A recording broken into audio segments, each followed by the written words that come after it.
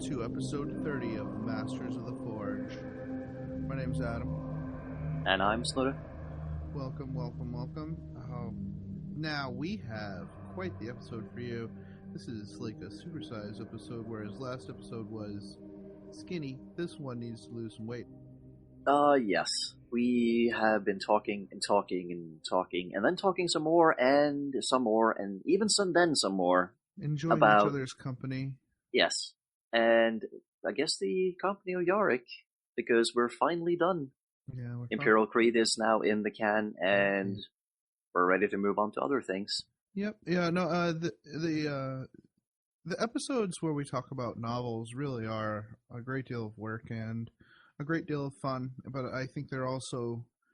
I don't think anybody can ever consider our book coverage to be anemic in any way. They're always full of lots of material and lots of deep thought, and this is no exception. I think we had a lot to say and a lot to learn about the universe of 40K and Yarrick specifically, and I know I learned a lot. I mean, that's actually almost impossible for me not to, considering how little I, even after a year of doing this podcast, how little I still kind of know about the fluff. So, really great novel. Really recommend it to everybody. Yes. I haven't read any other Commissar-based novels. Well, Mm-hmm. I did read the Dead Men Walking, and a lot of it is about a Commissar, but I still feel that this book gave you a much better insight into what it actually means to be a Commissar. Well, Dead Men Walking is about the Krieg, right? Yes. That's hard. That's and also that the Commissar in that book is also like a really old Commissar, not exactly what do you say? Not the delusional, but just like he is so tired of his job, he's like to the point where he doesn't really care anymore. He's a little jaded. Yeah, there we go. Yeah, the Commissar in that book is, well, he's old. Seems to be kind of jaded about his job. He's been doing it for so long, and these Krieg people are so, well, they lack so much in that human aspect of actually having emotions and everything that he doesn't seem to care anymore until the very end of the book, and he has his glory moment. But this book is much more about the minting of a proper Commissar, and, well, if there is a Commissar to be talked about, then Yarrick is definitely the one. Yeah, and he's actually interacting with real human beings, not robots made of flesh like the Krieg are. So it's nice to see how Commissars really interact with the men around them, which is great, real great. Yeah. There's nothing like that scene in. Sorry about this, but there's nothing quite like that scene in the book. In the early part of the book, Dead Men Walking, where the Commissar is in his quarters on the transport ship they're on, and one of the troopers comes in. "Sir, we're ready for inspection." And the Commissar goes, "It's your day off, you know." "Yeah, so we decided to train some." "Okay, but it is your day off." "Yes, that's a good excuse to train." Wow. Yep. And not because training is fun. It's because it's all they know. Yeah. And it is sad, but it does reflect itself in the Krieg's ability to execute war. Though they are no joke, not to be messed with. That's for sure. Yeah. Speaking of Krieg, independent characters just did their coverage of the latest Siege of Rax book, and well, that's all about Krieg. And Carl, yes, just having a number is perfectly normal on Krieg. Yeah, they're closing. They're going to close out soon. I'm very sad. Yeah, it's going to be interesting. It's going to be a bit of a shift in the podcasting community to lose that podcast. Yeah, it's gonna be weird. Totally understand, why they're doing it. It's just, Oh yeah, it is gonna be. There's gonna be a void there that I think people are gonna try and fill and fail. To be perfectly honest, it's gonna take several podcasts to fill the same void that one podcast uh, occupied. yeah. Independent Characters really is a versatile podcast. Yeah, They do everything. they do, and they do it well. So Snorri, what have you been up to? What's your fortnight been like since the last time we talked? Staying in bed and staying in bed, staying in bed and staying in bed. I've been sick, actually. You got mono? No. I would say it was a flu. So, I would say that I was down with the flu, except I was not having a sore throat and I didn't cough. But I had the fevers, I had the body ache, headaches, all that stuff, except the coughing. Mm-hmm. It was horrible because I had the flu earlier this winter and it was not fun, and now I had it once again. Right, yeah. And don't you dare look up WebMD because you'll have like you'll have like meningitis, cancer, AIDS. meningeal cancer. Yeah, I know. It's basically, oh, you're coughing? Sorry, you got 2 months to live. Yeah, exactly. I am so guilty of that sometimes. I think there's a joke picture somewhere that WebMD killing people on the internet Yeah. since basically the day they opened. Yeah, pretty much. Because nothing's worse for your body than stress. It's so bad. Well, okay, there are worse things, but it's pretty bad. Yeah. Well, for my part, I did so much the past couple weeks. I really. Yeah. You've been busy posting to Facebook. Oh yeah, no, it's been pretty crazy. After working on the podcast notes for Yarrick for a couple weeks, I just kind of let myself loose and really started. Well, first of all, working on the Titans, of course, and I am happy to say they are almost finished. I think by the time we record the intro for the next episode, I will be done with them, and I just really hope that the person I'm doing them for doesn't come back to me and give me change requests, because we're going to have a conversation if that's something that happens. But I really think that he won't. I think he's as eager to get them as I am to get rid of them. The shipping is going to be just a fortune, but whatever. How far away is he? Texas, but they're huge and heavy, and I'm gonna have to package them. Sometimes the packaging is really heavy, especially if you're real. I really need to protect these. They're kind of fragile. They're not very solid. They can fall apart pretty easily. So, I mean, I've secured them as best I can, but a few drops and they're just pieces are going to start breaking off. So, I'm going to have to wrap them really nicely in bubble wrap and maybe even I think I might skip the post office this time and take them to UPS, which is our one of our privately owned shipping services rather than the state service, because they have like service that they have like bubble wrapping or sorry, packing peanuts, and they do kind of have a fragile shipping service where it's just specially shipping for fragile stuff, where the post office is like, they ask you if you have anything fragile and you say yes, they say you probably don't want to ship with us then.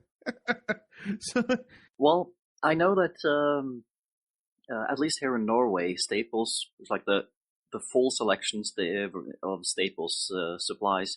We actually have some shipping stuff available for sale, and that's not really so much important because I'm not sure if they have it in the States. But there's this sort of like a plastic bag that has an A and a B section, and you're supposed to like squeeze.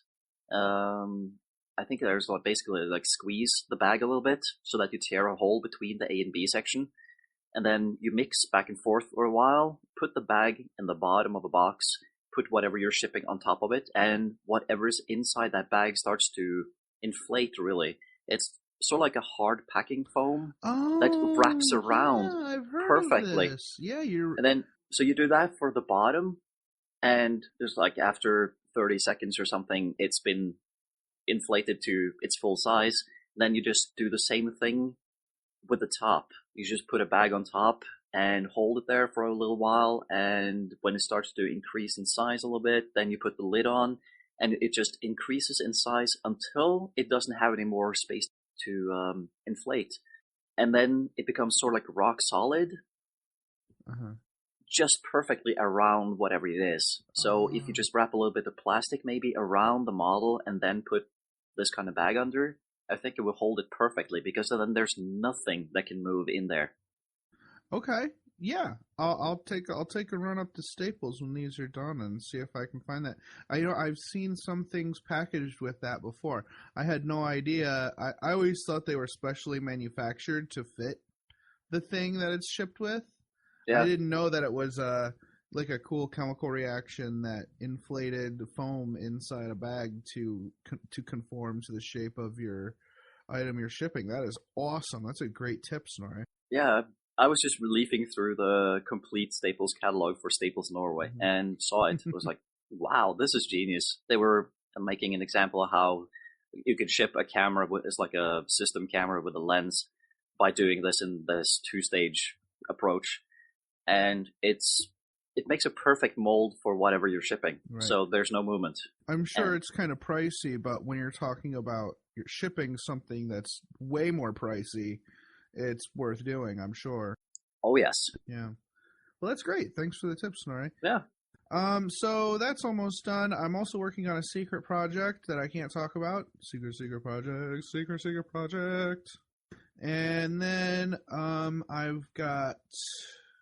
I've played 3 games since the last time we talked, actually. I had my buddy Curtis over on Wednesday of last week, or week before last, and I played his Eldar. I've been trying to get some now that the Titans are winding down, and I'm kind of I'm getting some things off my plate. I'm trying to get back into it and try to create some competitive orc lists, because I miss doing that. I miss playing like lots and lots of games and trying things out. I've been kind of stagnant in playing my orcs, so and really just playing the game in general, which I guess is something that happens when you organize events and you're running a podcast, and it's hard to actually get gaming in. But it's so important to do that. I mean, what else are we doing this for if not to play games, right? Oh, yeah. So, I've been trying out some lists with big groups of boys. The Green Tide is great and it's competitive and stuff, but it's not a lot of fun to play, and it also has some maneuverability issues when it comes to certain missions, especially like tactical objective style missions, which need you to be Johnny on the spot with certain objectives, depending on the turn. It's really hard to maneuver and it's exhausting. So I've been trying something with like multiple large units of boys, and then like some elite stuff like tank busters to go along with it. And I've had mixed results. The game against Curtis's Eldar was kind of a total wipeout for me. I played against my buddy Matt's Grey Knights at the store last week, and that was also a pretty bad wipeout for me. Then yesterday I played against my friend Darwin. He's bringing out his Black Templars for the last time, and before the new Codex. And I did really well with that one, but the Black Templars are from a competitive standpoint, they're not that powerful. So, and Here's the thing. I'm like, I'm gonna try this funny list, right? There's a detachment called the Great Wog from the Gosgul supplement, and the special rule, instead of objective secured for the troops, uh, every unit in the detachment on a 6+, or if it's a troop, it's a 5+, gets the deep strike special rule because they get teleported in with a Orky teleporter. Yeah. So just imagine 30 boys deep striking in your backfield. Oh, it's so I would be dangerous. worried. It is so dangerous. But I landed on target every time. Plus, my weird boy got. I like to roll Sanctic for my orcs, so my weird boy got. What's it called? The one where you can deep strike your unit, and also the one where you get a 4+ invulnerable save, Sanctuary and Gate of Infinity, I think it's called. Yeah. So like I kept gating around.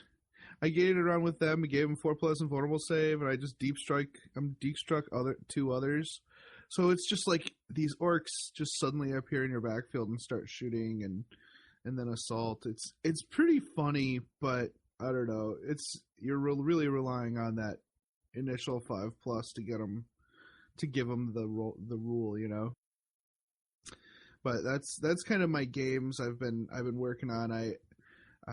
I want to find a fun list for competitive play, something that isn't boring but is also very effective. So that'll be a constant project that I'll chat about every once in a while.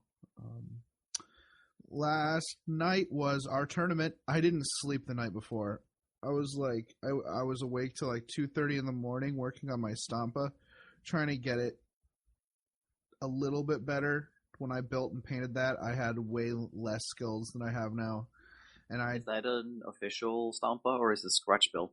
The scratch built one. The one I right, bashed, Mr. Potato Head. It's the one I built from the Dreamforge Leviathan Crusader model. I used the apple barrel yellow paint for it, so the pigment level is very poor, and the yellow isn't very warm. It's of this very stark, very thin, anemic yellow. So I decided to go in with the GW, the Averland Sunset, which is just one of the best bases they make, and Uriel yellow for highlights. And then I went in with the Rust secret weapon powders and started rusting it up.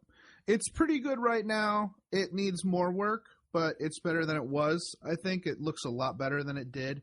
I just need to go in with powders a little bit more.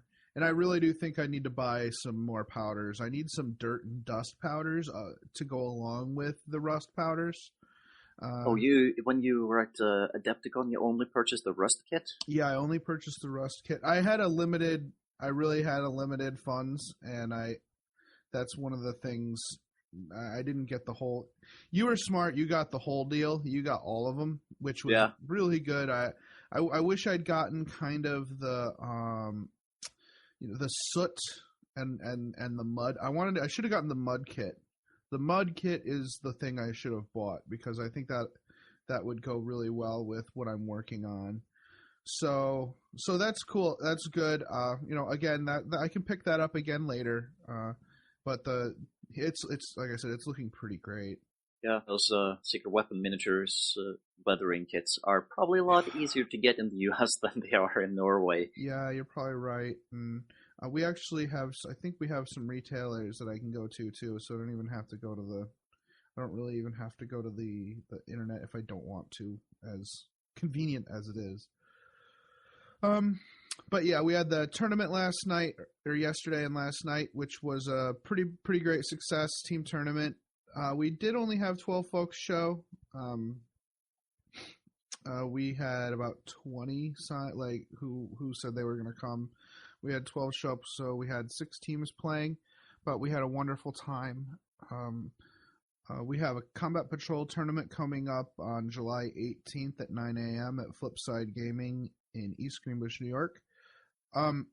So Snorri, it's basically the Combat Patrol rules from Adepticon, which I know you played in, but we're gonna do it without. We're gonna add a restriction of no flyers and no flying monstrous creatures to the list building.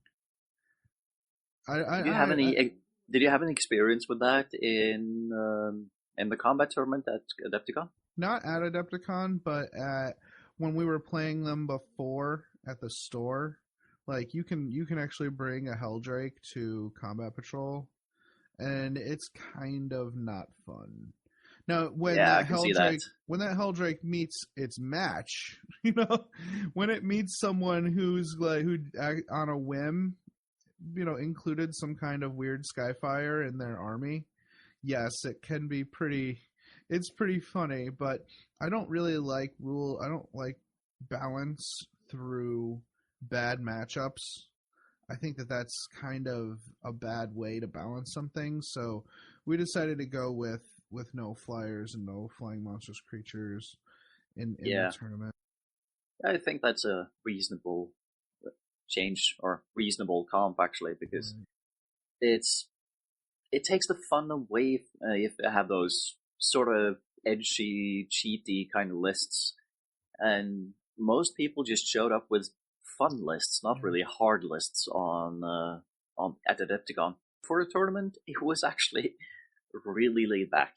Yeah, yeah, it was that was so much fun, and I hope the guys and gals who come to the store will enjoy it. I'm sure they will. And we'll set up a bunch of tables, and we're gonna have 6 games. We could easily get like 8 games in a day, but I decided to keep it really laid back for this tournament because we're gonna have a super competitive one coming up in September. So I figured we just had a pretty laid back one. We'll have another nice laid back one in July. Then in August, the flag is passed to Dirty Goblin up north, and then in I'm not sure what kind of tournament that's going to be, but then they'll pass the flag to us for September, which will be a more competitive singles event this time. So yeah, if you're interested in a fun and friendly tournament experience, check out our July Combat Patrol tourney. If you're interested in our events, we have a new Facebook page called Upstate Honor Guard on Facebook. Just search for it. It's called Upstate Honor Guard. We're trying to get as many local local event organizers to post on that page as possible. So if you're in the greater like New York, Massachusetts, Vermont area, please give it a like. Send me a message actually, and I'll make you a moderator, or I'll make you a poster on that, and you'll be able to create any events you want, and you'll have a wider audience. Right now we're looking at 60 likes right now, which is definitely not just my area. Right now we have like 20 people, so we've had a lot of people liking the page and looking at it. So please take a look, think about it, and hopefully we can start building a greater community and getting people to go to different areas and enjoy playing against new people. That sounds great. Yeah, yeah, yeah. No, So, that's cool. actually, there's one thing about the Albany Exterminatus that I wanted to ask you about. Uh-huh. Did I see a Dark Angels biker on top of a balcony? Yeah, that was a fun. That was a fun. That was a fun kind of picture. They called me over. They're like, Adam, I'm like, what? We have a cinematic photo for you to take. I'm like, okay, I'll be right over. And there's the biker. I don't know what he was fighting. What was he fighting? Some Tyranid or something? I need to fish out the picture actually. He's fighting what looks like a Chaos Terminator. It's a red painted Terminator. I'm not quite. Oh, I see. Yep. Here, I know. That's right. So, yeah, Jason, my buddy Jason, J Holt Music. Actually, that's a segue. Jason's editing this episode as we speak. By the way, thanks to Jason, we're gonna have a little bit more time. A little bit more time on our hands to work on the show. He's offered. Well, let's be honest. I asked. to edit the show. He's trying it out, and hopefully he'll stick on and continue to edit the show be part of the team, because it really takes a lot of weight off our shoulders. But anyways, yeah, Jason and Connor has a Chaos Space Marines army, and the great thing about Connor is he doesn't really have a lot of painted models, right? And I instituted for this tournament, I instituted a painted required, because you should be able to paint 1,000 points in 2 months, right? So he took it to heart and actually painted 1,000 points of his Chaos army in the time needed. He still has some work to do on them, but to his credit, he worked really hard on painting them and getting them done, and they look awesome. He actually, for his first paint scheme, decided to do a quartered scheme. Can you believe that? You got to be out of your cotton picking mind, but I'll tell you what, it looks great. So he's got these true scale Space Marines, and what you're looking at in the picture is, I think it's his captain or something like that. What do they call it? A Chaos Champion, Lord? Whatever. Either Lord over Champion, yeah. Yeah, Lord or something. And he's fighting Jason's Chapter Master on bike. So they're up there in the ruin fighting each other. It's awesome. Great picture. Now, it is weird to see a bike up there, but there's nothing in the rules stopping bikes from going up levels right now. There's nothing. Nope. But it makes sense. I mean, maybe he just left his bike down there and he climbed up. Like, he's just not on his bike, but in the picture he is. Yep. So that's cool. Well, anyways, that's great radio for you guys. Yeah, great radio. Sorry. Yeah. Yep. Well, they, like us on Facebook, and you can see all these wonderful pictures that we post. It's great. So, any plans for the next couple of weeks? Yeah. Yep. So I'm going to try to finish up. I'm actually going to see if I can't finish these Titans today. It's possible. If not, I will finish them either tomorrow or Tuesday. And then next weekend, I am going to conscript my wife and my brother-in-law to help me clip Necrons off the sprue. I'm going to have like a bunch of little red solo cups put out in the living room. We're going to watch, maybe rent some movies or watch some movies on Netflix, and we're just going to sit there clipping. Clip. I'm going to have Brandon help me build, and by the end of the month, I actually, for the Independent Characters Hobby Progress Challenge, I set my goal for this month to be to build and paint the Necron army. So, like, I set that goal to just keep myself honest and get these Titans done, and then immediately work on the Necrons and get those done. So that's really my near future. My far future, here's the thing, Snorri. I'm thinking about getting into another game, and congratulations. Yeah, thanks. And it might be a problem for me. So my friend Mark is from I don't know if he's from Poughkeepsie, but he's one of the folks that drives really far to come to our tournaments. He lives down south, southern New York. It takes him like an hour to 2 hours to get here. I think 2 hours, I think, is more like. And he actually writes for Mantic Games. And he's kind of got me wanting to play Kings of War.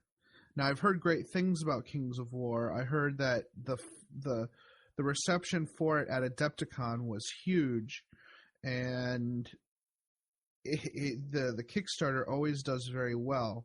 And the interesting thing about Kings of War is, unlike Warpath, which is kind of their 40K offering, Kings of War really has a lot to offer as far as a replacement for Warhammer Fantasy.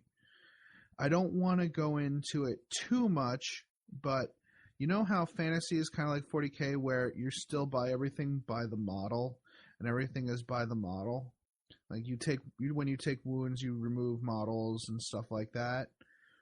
In Kings of War, you buy your units as units. So, for example, a squad of goblins, you can buy a squad of 10 goblins for a certain number of points, and a squad of 20 goblins for a certain number of points, and a squad of 40 goblins for a certain number of points.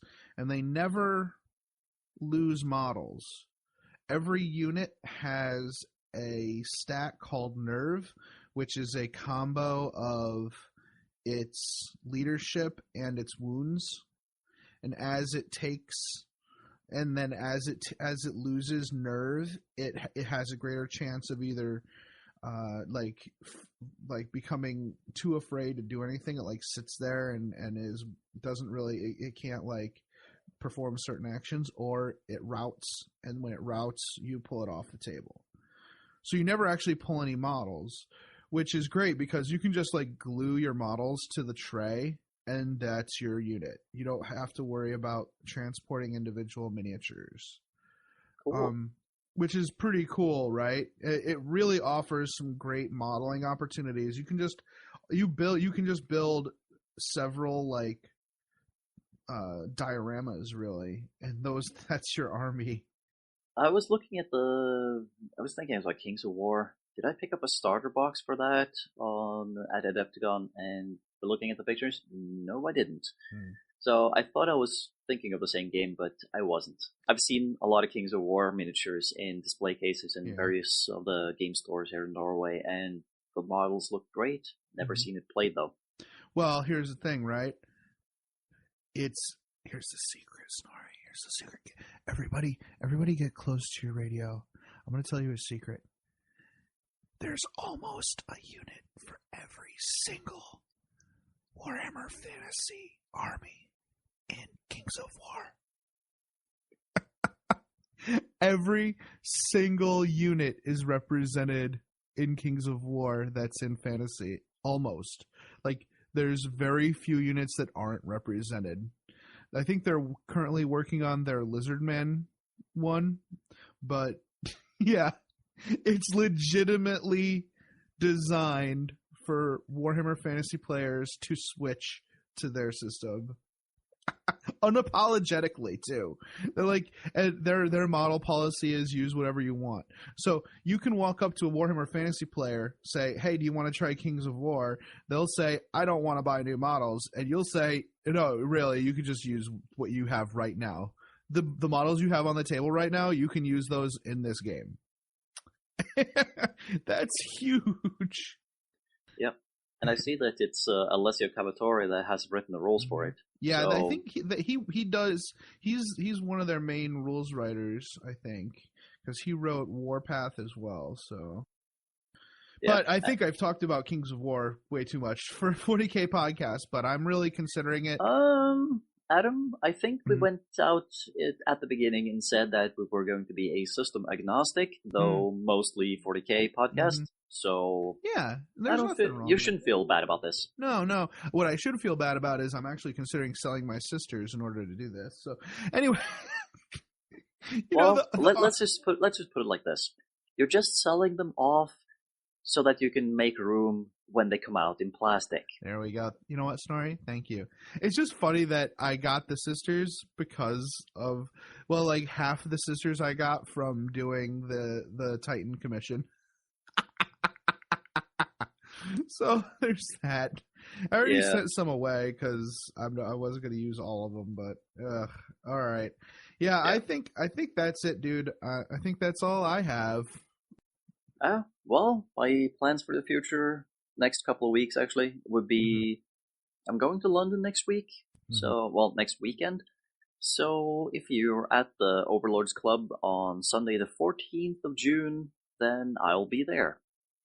And I'll also be picking up that massive Renegades package that I picked up that I bought at Adepticon. Finally. That's going to be so awesome. The Forge Bowl stuff. Now, who did you send that to? Skew from the Overlords. Are you sure he didn't build it and paint it already? Well, it's just conversion bits. So the one thing they're like ghosts floating above above their bases. Then something like that. You still need quite a few Imperial Guard boxes to actually build the stuff. But Uh-huh. there are some complete units there, like the command squad, and also there's a Malkador in there. Mhm. So there is stuff that can be built without anything else, but most of it is conversion bits. Nice. Man, I look forward to seeing you build those. I hope you have time. Yeah, I hope so too. I'm gonna see if I can at least crank out a couple of the Ogrins, because they are complete. So they just need some assembly and some paint. Maybe I can get some Nurgly Renegade Ogrins out. Mm-hmm. I keep mentioning to my wife, "Hey, honey." Or, well, what I've been doing is when we're in next company, I tell people that I'm going to England in the spring, next April, and she looks at me like, "When did we decide this?" So I'm slowly working it Careful in. now. Yeah, I'm slowly working it in. But no, I started. We started a holiday account where I'm going to use that as my funding for the trip. So Yeah. I'm like 80 to 85% sure I'm going to be going to Salute next year with the guys. So that'll be cool. That'll be It nice. will. Yeah. Yep. Carl's going there. I think Adon was going there. Some of the other podcast people from the US were also apparently showing up by the sound of it. Mm-hmm. Yeah, the Life After the Cover Save is going. Those guys are cool. It'll be cool to meet them. I haven't met them yet. Yeah, so looks like it's going to be quite the brofest. Yeah, it'll be pretty cool. It'll be pretty cool. I can't wait to see Warhammer World. I'm gonna take lots of pictures. I'm gonna play some games. I want to build a Hello Kitty army so that I can bring. No, I think I would use that as an excuse to bring my Death Guard to Warhammer World. Mm-hmm. No, I'm like, how many of my orcs can I put in a bag? Like, seriously, I never go anywhere without my orcs, and it'd be weird not to bring my main army with me, you know? Just make it simple. Just order shipping for is it the half or third size shipping container thing? Mm-hmm. Then you can stuff everything in there. Yeah, I'll just get a crate. How much is it to ship a crate overseas? If you don't mind it taking a month to get there, I think that's actually pretty cheap to do like a quarter crate. I actually think that's not too. I'm gonna actually look it up. I'm gonna see how much it would cost to send my entire collection to England. Oh man, that would be so obnoxious on the train. I could just see you coming there with a forklift to Warhammer World. It's like, yeah, I'm bringing my army. Yeah, we're playing Apocalypse, right? How many people want to play Apocalypse against just me? Raise your hand. I'd join. Yeah, how fun would that be? It would take all day. It would be awful. Probably one problem with that would be I would have to ally with you simply because you got your dorks and I got my Nurgle. Yep. Yeah, by that time I'll have like 12,000 points painted. I think something like that, 12 to 13,000 points. So. And by that time, I really hope Games Workshop has put out Demonkin Nurgle. Oh, that'd be awesome. That'd be awesome. Come on, Games Workshop, do it. Get your head out of your butt. Do some work. God, release something. It's been like 2 weeks since you released a book. Come on. Yeah, isn't the Space Marine? Oh, it's pre-ordered this weekend, so it's going to be out next weekend. Yeah, it's cool. Yeah. Speaking of the whole releasing books and everything, the list of books I need to get now is getting so long it's not even funny. Mm-hmm. Yeah, they added Space Marines Codex to it too, and I need that. I need it too. I need to get Space Marines. I do need to get Khorne Demonkin too. So I'm not sure when I'm going to buy all these books. I can't afford to buy one of them, let alone two. So we'll see. All right. Well, this is a long episode. So yeah, let's just make it longer. Let's take a break. We'll come back and we'll finish up our coverage on Yarrick, Imperial Creed.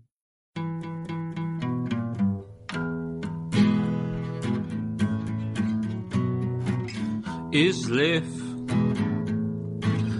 in the hobby? Is life in the hobby?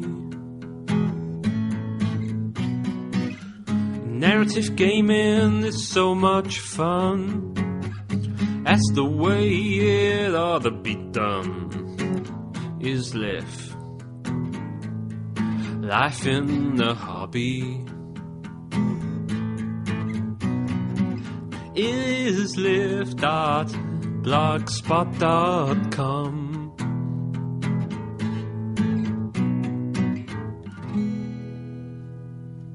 Okay, it is time to finish up the adventures of Commissar Caiaphas Kane, MD.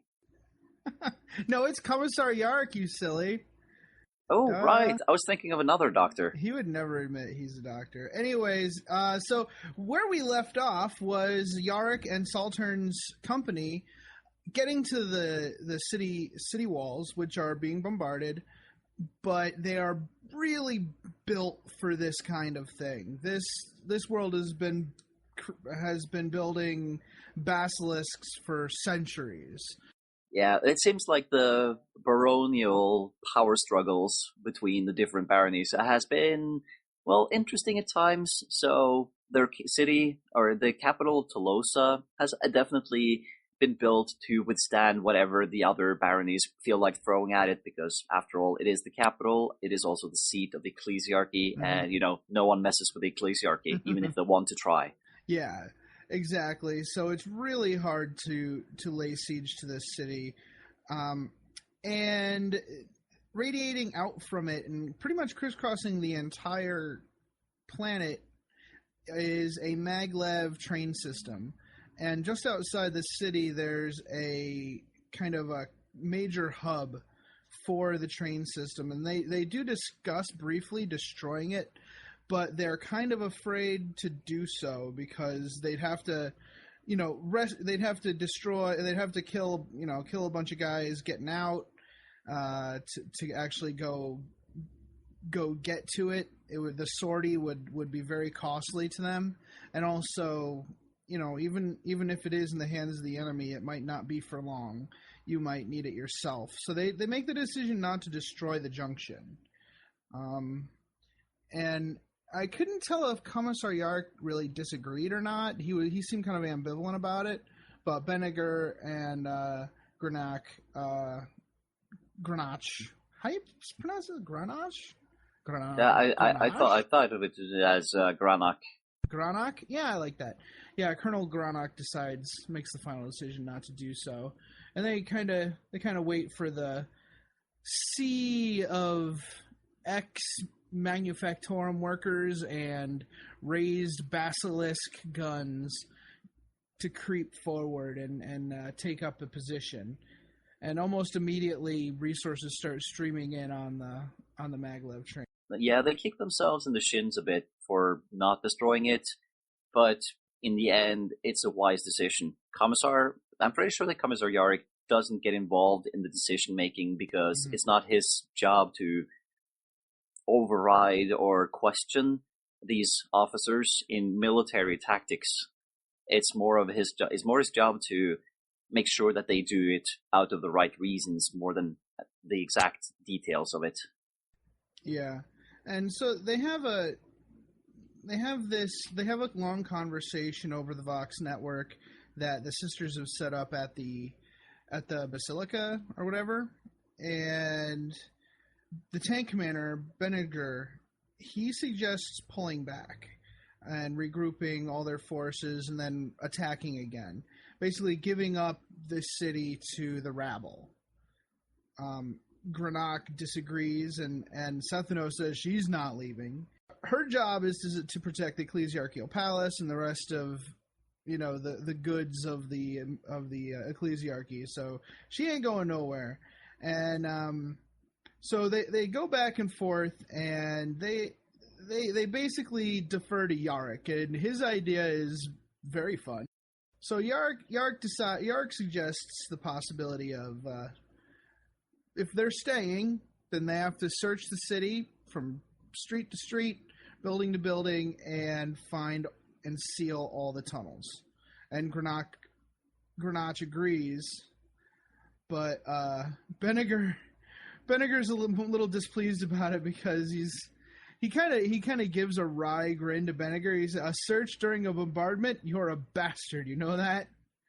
And Granach says, "I'm a bastard with seniority." But then Benniger replies, "So am I. You're with me, Yarrick. Come and reap the rewards of your bright ideas."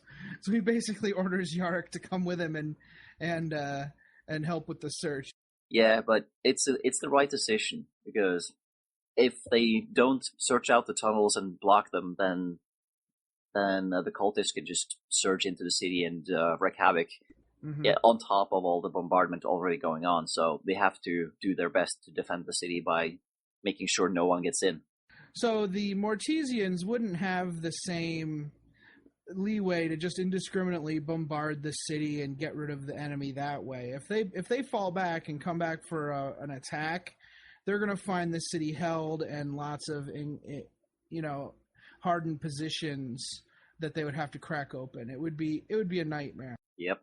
So meanwhile, during the bombardment, Seraph and Kraus are...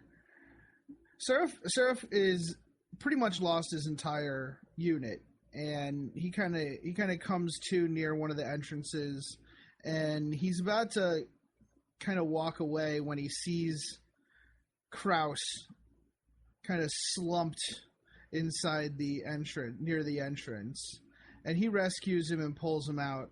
And it's interesting because this is where Seraph's history kind of is revealed, where he is in the commissary because of the Inquisition. Yes. There's always those sad stories in the Imperium of Man. In Seraph's case, it's that his parents were interrogated to death by the Inquisition because they were accused of heresy.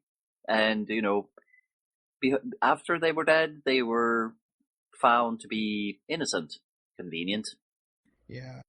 So and Kraus kind of points out to Seraph that he's kind of a lily-livered kind of commissar, because he asks if he's ever had to execute anyone before, and Seraph says no, and he says, "Well, I'm not." He's kind of not surprised, because he says he must see innocence in everyone, kind of because of his background, kind of calling him out, telling him he's a bad commissar.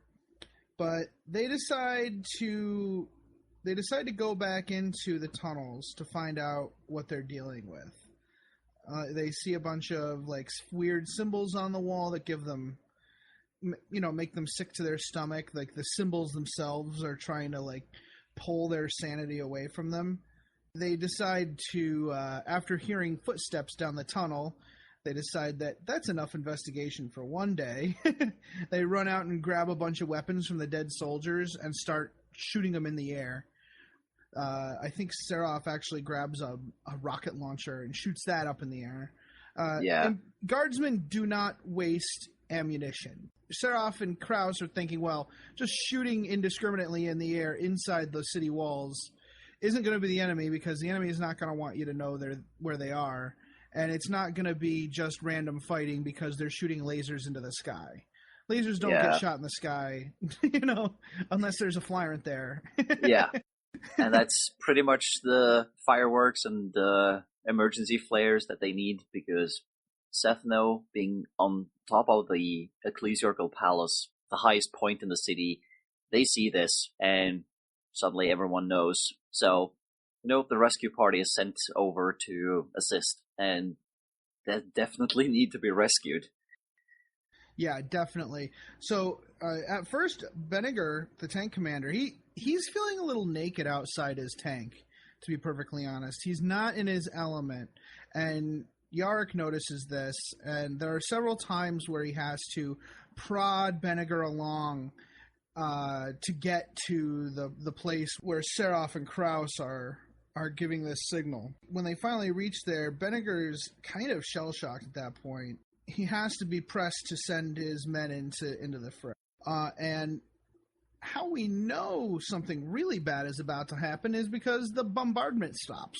Meanwhile, Sister Superior Setheno is dealing with Cardinal Wangenheim.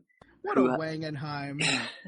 Yeah, he's such a wimp, because now his plan is spiraling out of control, and he is panicking like you wouldn't believe it. Yeah. He is desperate to get off the planet, And Setheno just throws it in face. I was like, yeah, okay, that's a good idea, but how do you plan on doing that? There's no ships here, and even if we had a ship, it would be shot down immediately because we're surrounded. Yeah, it's funny how... It's funny, there are several times where Wangenheim makes a suggestion that they get someone's spaceship and leave. And nobody has a spaceship, buddy, and even if they did, they're just telling him that they don't. Because they know they have a job to do, and if they left, their lives would be forfeit anyways. So it's really, really funny. But he goes ahead and he orders the relic be brought to him directly, so he can protect it with his own life. Yeah. Also known as, as long as I sit on the relic, you guys have to protect it. Ergo, you have to protect me. So, as much as he tries to pretend that he's actually doing something good, everyone sees what he is and what he's doing. So, Setheno doesn't exactly gain any more respect for the guy. Yeah, and neither do we. So, meanwhile, right when the bombardment stops, Benniger is really excited. He's maybe this is a lull in the fighting, but Yarrick is not fooled. He knows that bombardment stopped for a reason. There's something inside the city, a resource they mean to protect. And that resource comes parading out of the breach and shooting las guns and throwing grenades. The Mortesians fire back flamers and las guns, and all manner of illness comes pouring out and fighting erupts. Yes. And cultists aren't the only thing that come out of the breach. Yes, they actually managed to dig a tunnel big enough for a tank. Except it's not just any tank. It's a bad mofo. And I have the description right here. You need to hear this if you haven't already. The monster exploded out of the tunnel, smashing through the rockcrete of the narrow exit. It was another unholy creation, forged by the same hellish conception as the horror we had fought at Lom. It was constructed around a basilisk chassis. A battering ram shaped like a massive spearhead was mounted on the front. The Earthshaker cannon had been replaced with 2 turrets, one a flamer and the other a heavy stubber. And the beast had arms. They were attached like sponson turrets to the sides of the chassis. They unfolded until they reached across the full width of the square. They were articulated and ended in gigantic barbed hooks. The battering ram had been engraved with snarling jaws. The machine was black, but streaked with crimson that appeared to flow as if the chassis were bleeding. And covering the entire monstrosity were runes and sigils. They tortured the mind. They sang a keening, undulating wail heard only inside the skull. They carried the darkness of the tunnel into the brightness of the day. The light seemed to dim around the tank, and for many of the Mortesians of the 77th Infantry Regiment, the light failed completely. You can definitely tell that David Annandale does a little bit of mythos writing. That's for sure. Yeah, and it's really moody writing too. Yeah.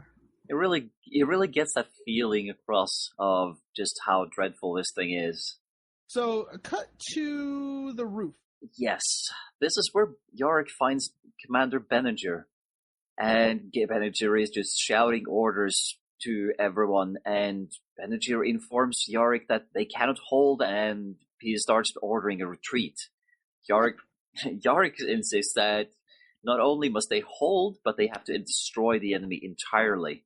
Since Commander Benninger refuses and continues giving these orders, Yarrick decides to condemn him of dereliction of duty and executes him. Congratulations, Captain Saltern, you just got promoted. I think this is a really important spot in the book because Yarrick spared Captain Saltern early in the book when it wasn't really tactically necessary to execute him. It wasn't a really important situation. And when Saltern was put in an important situation, he acted. Yes. Right? On the fields of Lom when he fell down and had to be picked back up again, he did have that stricken look in his face, but he steeled himself and went back into it. Yeah, and inside Tolosa, he started to command properly too. Mm-hmm. And in this case, we're at the important junction, and the commander fails to do his duty. Yarrick doesn't even hesitate. He's just like, yeah, okay, you're an idiot. You're going to get your men killed. So I'm going to kill you and make sure that most of them survive. Yeah, it's unfortunate, and it does affect Yarrick, and I think it's possible this is the first time he's had to do it. So there is discussion about it later, but we'll get into that when we get to it. So Yarrick basically completely takes control of the situation. He's not going to wait for the men to accept what's happened. He's not going to give them that leisure. Okay, he says he has to make an example of why he did that. So he orders somebody to give him a demo charge and steal the dead commander's belt, and orders Betzner to, which is the big missile launcher toting guy from with the psychic abilities from the last episode, orders him to shoot it with a rocket, and he shoots it, and Commissar Yarrick jumps onto the thing's back when it comes over to charge them, because Yarrick, right? Yep, lead by example. Yes, and I think everybody is so shocked by what he's done that it basically erases the execution from their minds, at least temporarily, and they see why he had to do that, because he's a man of action and he's going to turn the tide of battle right here, and he does. They manage to destroy the creature, and he gives another rousing speech, and off they go. So that brings us to Scenario 3, Battle at the Breach. Again, we're going to talk about some characters before we get into the actual battle. So here we have Commissar Seraph. He's just kind of a standard Commissar, except for the fact that he's got the Greater Destiny special rule that we talked about in the last episode. He's 35 points. With him, we have Inquisitor Hector Kraus for 45 points, and Inquisitor Kraus is an Ordo Hereticus Inquisitor with a plasma pistol upgrade and the Greater Destiny special rule.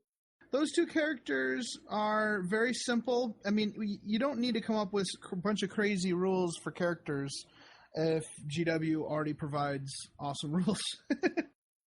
Yeah. And they're not really that special either. They don't need to have anything apart from the plasma pistol upgrade. They pretty much have exactly what they need to in a stock character. Right. Exactly. All right, so Scenario 3, Battle at the Breach.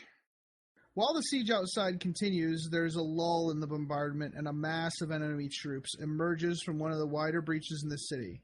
They're followed by a massive war machine which has no business existing in the same world.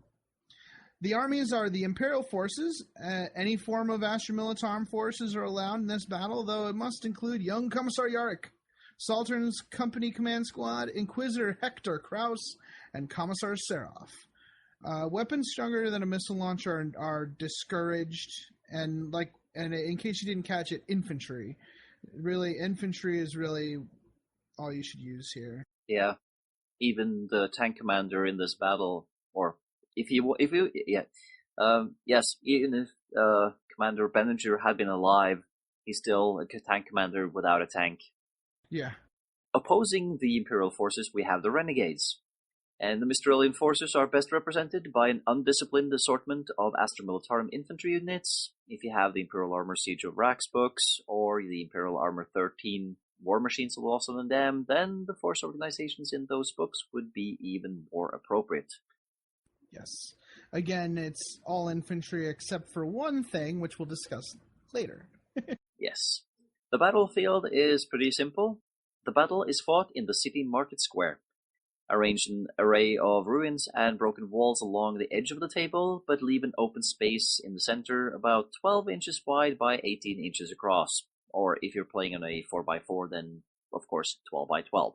The Renegade player places a single objective marker anywhere in their deployment zone, and the deployment is a Vanguard Strike deployment type for this mission. Cool. First turn, you actually do a roll-off to see who goes first, but in either case, the Renegade player must deploy first. The mission uses variable game length as described in the rules, unless the Beast of Tolosa has not been destroyed. If the Beast of Tolosa is still active, then the game continues. This is a victory point mission. The primary mission is the player holding the objective at the end of the game scores 7 victory points. In addition, score 1 victory point for each destroyed unit. The Imperial forces receive 5 victory points for killing the Beast of Tolosa. The secondary missions are Linebreaker and Slay the Warlord. So the scenario special rules would be night fighting and reserves. We also have 3 special rules for the scenario, the first one being Through the Breach. Instead of arriving from the board edge, renegade forces arrive from reserve from the objective marker. If the objective is held by the Imperium when the reserves arrive, they are immediately placed in close combat with the enemy unit. The second rule is Nowhere to Run. With their comrades running up through the tunnel and the enemy surrounding them, the renegade forces have nowhere to run. If a renegade unit falls back, it is immediately destroyed. And the last one is I Want a Demolition Charge. In this mission, Yarrick counts as having a demo charge. So the last thing here is the Beast of Tolosa. The renegade forces may take this unit at no cost to them. It's a tank. The role is heavy support and needs 220 points if you want to use them in one of your missions. Armor is 12, 12, 10 with 4 hull points. For weapons, it has a heavy bolter on the front, a heavy stubber on the turret, a heavy flamer on a turret, and hooked flail arms, and a battering ram.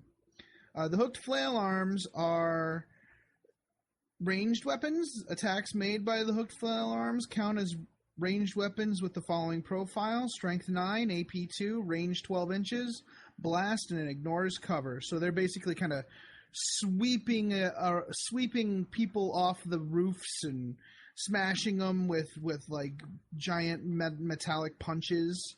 So it's almost a close combat attack, but not really. But that's why it has ignores cover. Battering ram. When executing a tank shock, this vehicle does 1d6 strength 9 AP2 hits on each unit it tank shocks. These hits are executed after the player executes their death or glory attack. These hits have the ignores cover special rule. Its special rules are demon. Obviously, this is a demon engine. I want to talk about that, actually. Do you think that the Forges of Tolosa are actually producing demon engines? Because with that huge monstrosity in the beginning, I mean, this thing is clearly possessed. So they're actually starting to develop the ability to produce demon engines, which is really dangerous. I'm not sure, actually, because it could be a demon engine, but it could also just be like so painted up with runes and everything to make it seem demonic. It definitely has the taint of chaos, but it might not be demonically possessed. So when it came out into the city square, it brought the darkness of the tunnels with it. Yeah, but that could be something to do with the runes that have been painted on. Uh-huh. So could be, could not be. Right. Well, it could be or couldn't be. It depends on how you want to do it. But personally, I don't think it's a demon engine, but it's personal interpretation, really. It's all good. So we have demon, it will not die, Rarg, and unholy resilience. Yes, Rarg. That's a very orky sounding thing. This rule means that the Beast of Tolosa is empowered by a bound spirit of chaos, but also has a dedicated crew. The Beast of Tolosa is treated as a super heavy vehicle for the purposes of firing weapons. And unholy resilience means that the Beast of Tolosa ignores shaken and stunned results on a 4+, though it still takes hull point damage. In addition, if the Beast of Tolosa suffers an immobilized result, it may forego attacking with its hooked flail arms to use them to move as normal for 1 turn. Basically dragging itself across the battlefield with the hooked flail arms instead of using its motive system. So that is scenario 3. I hope folks try that one out, because I think that one could be fun. Hope people try out the Beast of Tolosa in their games. That would be a fun one to do. You could model one of those up pretty quick. I'm pretty sure our Adam has plans already. Being the orc player he is. A basilisk with defiler arms, basically. That would be freaking rad. I don't even know what to do about that in my mind. Okay, you want to take a quick break and come back, and we'll get to the bulk of the book? Yep. Take it away. Dallas-Fort Worth Nerd Night is a community organization that throws tabletop gaming parties for charity. We believe tabletop gamers are uniquely qualified to build better local communities because of the types of relationships built while gaming. If you'd like to learn more about how you can play games and help people with DFW Nerd Night, check out www.dfwnn.org. That's www.dfwnn.org. Thanks. So the siege drags on. There's a long period here where there's a lot of dialogue. One of the most important discussions, I think, is between Seraph and Yarrick. Seraph wants to know if he's not sure if he would have been able to do the same thing, which is what Kraus said. He's not sure if Seraph has it in him. Yarrick tells his friend that, no, you would do it. You would have done exactly the same thing I did. And Seraph's not too sure about that, actually. And it's what's really neat, what's really important about this section, and I don't think anything else really matters, is the fact that it's showing a Commissar's self-doubt and how they're not bloodthirsty. They don't want to execute anyone. Maybe there are some out there that do, but we're talking about Old Man Yarrick, one of the hardest men in the galaxy, right? And he has his doubts about whether it was the right thing to do. It's a little tickle. He's not like racked with guilt or anything. He did what he had to do, and he's pretty sure of himself that he did the right thing. But there is a little tickle in the back of his head that it's possible that something else could have been done. That's not whether or not the captain would have redeemed himself in the end was not what mattered. What mattered was the lives of the men that he was leading, and possibly to their deaths. And what also mattered was not giving up the city. And if they had run, that's what that would have meant. So I was really stricken by that section. At this point, the book covers a lot of, fighting back and forth. The defenses on the wall hold. They're trying to decimate the sieging force as much as they can in order to ensure that the wall actually holds. They know that as soon as all the artillery gets close enough, they will not be bombarding in the city indiscriminately, but they will point their guns at the wall and try to break it. So they're just trying to do as much damage and prevent or prolong the siege as much as possible so that they can't breach the city. Oh, yes. But, there's bombardment, there's people dying. It's kind of like the last Lord of the Rings movie, really. People screaming and stuff going to hell. It's a big city, though, right? So it is. And it after a while, it turns into pretty much like a stalemate. There's supplies coming in to the Renegades through the maglev system that covers a lot of the losses, but at the same time, there aren't enough artillery pieces to really or to really cause a lot of damage to the city. So, the walls are holding for now. Wangenheim is still panicking and suggests that they fall back to their ship, and Inquisitor Kraus and the rest inform that, well, like we said, there's no ship. Come on, seriously, there is no ship. You, fatty. Wangenheim really suggests that, the sisters has to have the ship somewhere. It's like, yeah, we were dropped here and the ship moved on, so we're stuck here until it comes back. Do you think that ship is going to sit here and wait around for us? They have business elsewhere in the system. Yeah. So, as important as Cardinal Wangenheim thinks it is, it's Someone not that makes important. A comment like, what do we do? What do we do now? It was probably Wangenheim. Like, what do we do? And Yarrick says, we triumph or else we die. Simple and to the point. Yep. At this Very point, pragmatic. Something bad happens. Betzner, once again, it's almost a trope at this point. Betzner comes and says, but he goes to Saltern and they in turn alert Yarrick of a possible danger from beneath the palace. Now they've searched this place from top to bottom for incursions, and they've found none. But when they get down there, they notice I took it as an illusion, I think, and like a bunch of the boxes kind of disappear and like blast out, and there's a giant like hole there, and cultists and start pouring out, and worse, a demon comes out, and this demon is the most bad pink horror I've ever seen in my life. The description makes it sound like it's like 20 feet tall. It seems to be massive. It's almost like a greater pink horror of Tzeentch. If you could like think of that, think of a imagine it as a horrible, like they cut at the thing, they shoot at the thing, they blow arms off, and the arms grow back. Like this is the meanest pink horror I've ever seen in my life. And I think this is the first time that Yarrick has seen a demon. From the book, he says, "Demon, I knew there were such things. At the Schola Progenium, I had learned of their existence, but I had been taught about chaos itself and about the forms it could take. The knowledge was a poor preparation for the reality. I found in this moment that despite my training, I had still, at a deep instinctual level, believed in the fundamental solidity of the world. My soul could not conceive of the existence of the thing that came at us. Even now I tried to deny it, to take refuge in the idea of my own madness. On either side of me, soldiers reacted as I wished to.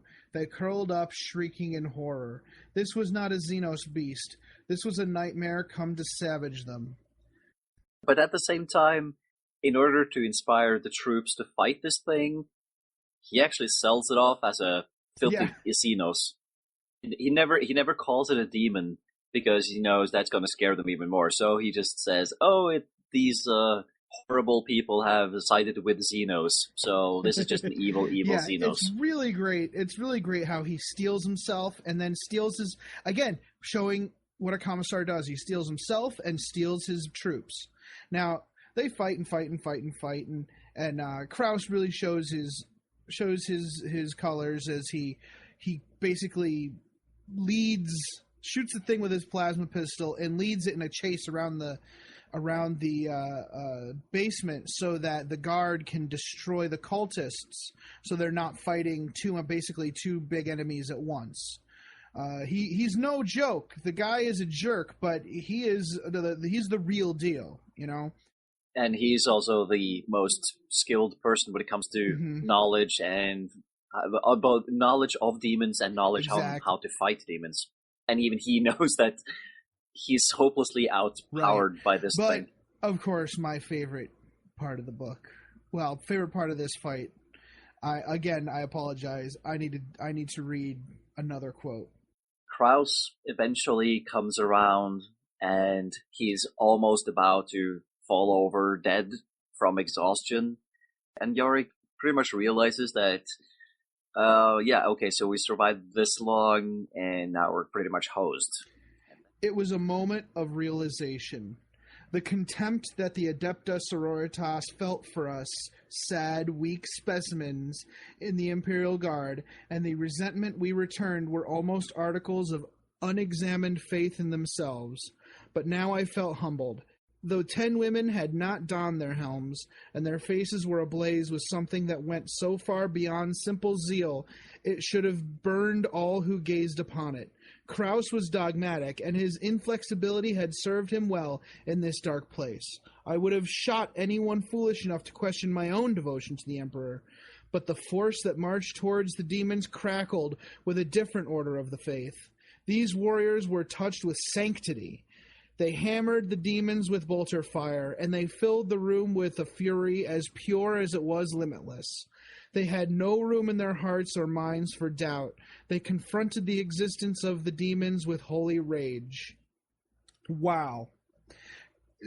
And you can see from the previous discussion we had in regards to what happened with the execution, Yarrick really is inspired by their just devotion and their lack of doubt There's no doubt in their eyes. There's a purity there that he clearly aspires to, and he is living up to. It's just he's still young and he's still developing his character. And I thought this was a great scene. Yeah, and don't for a second believe that the Sisters of Battle just walk in there and shoot the thing to pieces. They get battered So too. two things. So first of all, Krauss starts going on about Betzner again, and no, Yarrick ain't having it. There's no reason to question this man's faith in the Emperor, right? No, he's staying on. He's way more useful to us alive than dead. And Setheno is done with Wangenheim. Done. When demons are in the picture, her priorities instantly switch to the direct application of force with the Imperial Guard. So this battle on your tabletop, we don't have one prepared. We're suggesting a Killzone mission. Astra Militarum versus Cultists would be great, and a advanced pink horror of some kind. We'll be delving further into Killzone later in the month. Still need to work out those rules a little bit, and we'll get the beta to you guys as soon as we can. After the battle in the basement, Yarrick comes up with a plan for tipping the scales and turning this battle in the Imperium's favor again. So Yarrick and Setheno go to Verkor, Wangenheim's bodyguard. And at this point, Verkor has been suggesting that maybe Yarrick would like to play a game of Regicide. And it's a bit of a nudge, nudge, wink, wink. Do you want me to kill Wangenheim for you? But Yarrick will not go that far, because if he lets Verkor do it, then she's the one who is like controlling the chess pieces. That's interesting. You know what? I did not realize that. I was actually thinking she was complimenting him on his political abilities, but you're right. There might have been some kind of veiled suggestion there, right? Yeah, at least cool. that's how I read it. We both got something else out of it, and it's really interesting how even just through this one mission, Yarrick improves as a political officer, just like Rasp was telling him he had to. Yeah, because as I was trying to get to Yarrick, he knows that he needs to control the situation. He needs to play the game on his own terms, not Verkor's terms. So they gather a team consisting of Verkor, Inquisitor Krauss, Guardsman Betzner, and Guardsman Kortner, the trooper so good at tunnels, and Yarrick, of course, and they go underground. Yep. Inquisitor Krauss is, of course, really suspicious of Kortner's ability to navigate, and Yarrick just lectures him on, well, people are good at different things. This guy actually grew up in a city that's all underground, so he's at home here, not above ground. Stop thinking about, or just like stop seeing problems where there aren't any. Be this guy's friend, because so why do you smell so good? I use soap. Yeah, right. Wait. Yeah, exactly. Why does the bathroom smell bad? Nurgle! So the team goes in the sewers with Kortner's help, and it lets out on the plain where the maglev tracks are, and they go over there and they climb up. I don't think they're very tall. I don't think the drop is very long or the climb is very long. Outside of Tolosa, it's fairly close to the ground. So they wait for the right train. Verkor tells them to wait after the first. They're like, no, not this train. What they want is a train full of munitions. And I think everyone knows what's about to happen. Now, they get on the train, they subdue the crew, and they lock the throttle. Now, one would think that the station would have some kind of braking system, built into it to stop this sort of thing from happening. But hey, it's the grim dark of the 41st millennium. There aren't many safeguards on things. There are no security and features. the crossroads goes up in a huge ball of flame. Thanks to a big tank of promethium being on and this a bunch train. of ammunition, plus the stuff nearby. There's just a giant fireball. I think the description is pretty much that the entire station plus everything within maybe 50 to 100 meters is just Yeah, vaporized. it's pretty great. Apocalyptic blast, at least. They go in to start the attack. The commanders in the city start their sortie out of the city, and they're about to meet with the renegades when suddenly Yarrick hears an attacking force. Oh no, they've been found out. They've been seen. Nope. Actually, no, Nope. they haven't. Turns out that the Mortesian camp outside the city, the one that was bombarded to smithereens, there's actually some survivors, and they've managed to mount up a counterattack and are attacking the renegades from the other side. Led by the recently the now senior officer, Sergeant Schranker. She was just one of the simple sergeants earlier in the book, but now she's in command of the attack force, and Balavis, the tech priest that we met earlier as well. And that with the added force from the camp and the forces from the city and the Titanic explosion, they are able to decimate the forces of the barons on the field outside the city. And we have a scenario. Yes. Scenario 4, the siege breaks. So for this scenario, you can add Vercor. We're just kind of suggesting you go ahead and use a stock Calidus assassin. What do you think, Snorri? I think it's pretty spot on. It's most definitely not a precision rifleman kind of sniper assassin.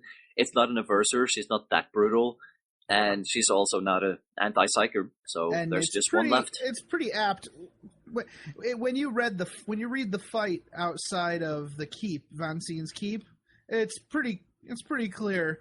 Yeah, she seems to be that hyper athletic kind of assassin. With the Vercor introduced, let's So take with it the away. destruction of the junction, the forces of the barons have lost their primary source of material, and they have suffered a massive blow both in terms of casualties and morale. It is up to the Mortesians to now break the siege and destroy their enemy utterly. So the armies are going to look really similar to the previous missions. Imperial forces, like just any non-flyer Astra Militarum, and include Yarrick and Saltern's company command squad, and also the Commissar and the Inquisitor and Vercor in there. The Sisters aren't at this battle. The Imperial forces total 3,500 points. Now the Renegade forces also almost exactly as before. You have Basilisks if you want. Really better to use War Machines of the Lost and the Damned list or the Siege of Vrax list. But they get 4,000 points. They're still outnumbering the Imperial forces by quite a bit, even with the explosion. For the battlefield, this battle is fought outside the city walls. City walls could be added to one of the short table edges, but the point of the mission is to eradicate the enemy, which means that cowering behind walls is not the spirit of the scenario. Place your walls as close to the short table edge as possible. In the center of the table, place 4 large ruins very close to each other and a scattering of smaller ruins farther out. This will represent the destroyed Maglev crossing. Craters and wrecked vehicles are also a great addition to this battlefield at your discretion. For deployment, please use the Hammer and Anvil deployment type for this mission. The Imperial forces are deployed along the edge of the city wall. Only heavy weapons teams may be deployed on the city wall itself. The Renegade player deploys first. The Imperial player goes first. The Renegade player may not seize the initiative. For the game length, the scenario is concluded when one army has been utterly destroyed or are fleeing. At the end of the game, the player with non-fleeing units left wins. So, very simple scenario, very old school. So the scenario special rules are night fighting and reserves. We also have some other special rules. Imperial reinforcements. Up to half the Imperial forces may outflank. All vehicles must be included in this sum. Note that this scenario isn't meant to be played with an all-mechanized force. Most of the forces at Tolosa are on foot. When they arrive from reserve, all outflanking units arrive together on a single roll, and they all arrive from the same table edge. This represents the reinforcements arriving from the camp. The next ability is called No Time to Delay. When Imperial reinforcements arrive, the controlling player may roll a die for each unit. That unit may move an additional number of inches indicated by the die in their movement phase. In addition, the Renegade player may roll a die. They may apply that many glancing hits to the vehicles which arrive, though they may not destroy a unit in the process. This is to represent any lasting damage the army received during the initial bombardment earlier in the siege, for which there was no time to repair. The last ability is called Broken and Battered. All Renegade forces suffer a -2 to all morale checks. If the Imperial forces manage to slay their warlord, their penalty increases to -3. And that is pretty much all of it. Actually, that is all of it. Now, since the beginning of the siege of Tolosa, Commissar Rasp was, as we know, kidnapped by the Baron Vansin. And Vansin took him to his private castle out in the distance.